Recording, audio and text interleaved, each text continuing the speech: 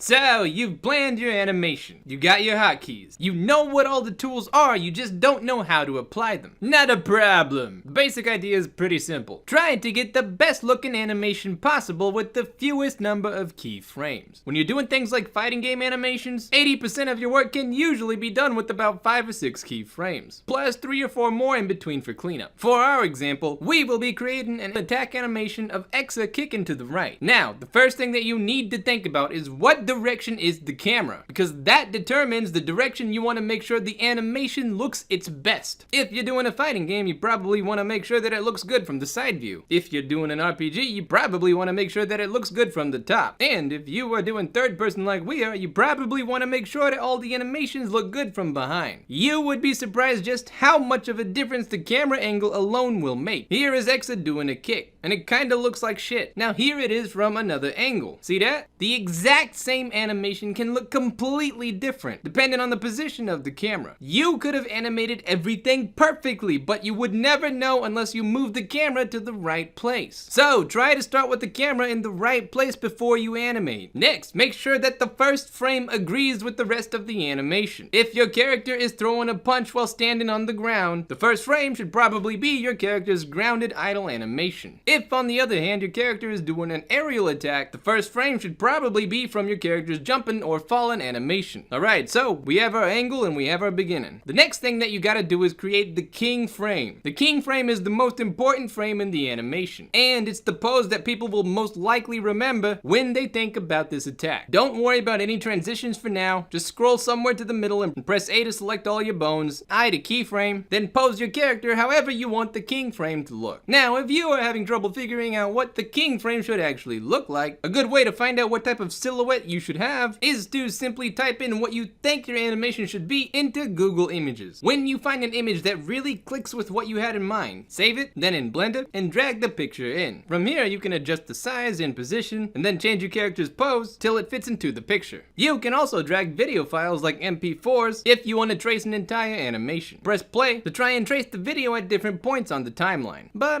we'll get more into that next video. For now, once you have the king frame, the next frame that you need to make is the wind-up. The wind-up frame is whatever the character needs to do in order to transition from the start to the king. Think about throwing a ball. The image that you probably imagine looked like this, and that would be the king frame of a ball throwing animation. But now ask yourself, what was the frame before that? What pose did they actually do before getting here? Whatever that was is your wind-up. It's the pull before the push, the cause to the effect, the to be before the not to be. To make the wind-up frame, press A, copy the frame, then paste it somewhere in between here. Then pose your character however you need until you get the silhouette of your wind-up. Now, once you have the beginning, the wind-up, and the king frames mapped out, the next thing you need to add is extension. Extension frames happen at the end of an action, and their jobs is to exaggerate the keyframes and make them more noticeable. The easiest way to make an extension frame is to press A, copy the king frame, and paste it 5 or 10 frames away. Then exaggerate this frame so that it continues the motion of the king frame, but only a little. Do not change the direction of the momentum. Everything should still be traveling in the same direction. Now, generally every action should have an extension frame, so we should make one for the wind-up as well. Press A, copy the original, paste a few frames down, and again, exaggerate it just a little, keeping the same momentum. Okay, once you got the big 5 frames completed, the animation is pretty much done. But if you want to add some icing on the cake, the last thing that I recommend you do is add recoil, also known as snapback or cooldown. As you've probably guessed, cooldown happens at the very end of the animation, and its job is to counterbalance the king frame. You will notice in real fights, when a kick or punch is thrown, there's a recoil motion that happens when the move is over, and it almost always happens in the opposite direction from the main motion. So if the knee came out this way, then the recoil motion is gonna cool down this way when it's over. To create this frame, use the same technique as extension. Press A, copy the last frame, paste it a few frames down, and instead of exaggerating the motion, try to contract it in the opposite direction. When you are done, the animation should start to look a lot better. Now, if you have a beginning, wind up, king, extension, and recoil frames, and things still don't look right, you probably need to fix your spacing, which just means that some of your frames are too close or too far apart. Now, the general rule is that the distance between the wind-up extension and the king frame should be pretty small. The extension frames should be a little farther away from the original, and the distance between the cooldown and the king frame extension should usually be the farthest. You could have all the perfect frames, but if the spacing is wrong, it'll throw the whole thing off. So if you are having trouble, be sure to mess with the distance between frames. If you are still having trouble, I'll show you a trick next video that'll probably be able to answer most of your issues. And meanwhile, hope that helps. If you enjoyed this video, please don't forget to like, subscribe, and ring that bell. Hope you have a fantastic day, and I'll see you around.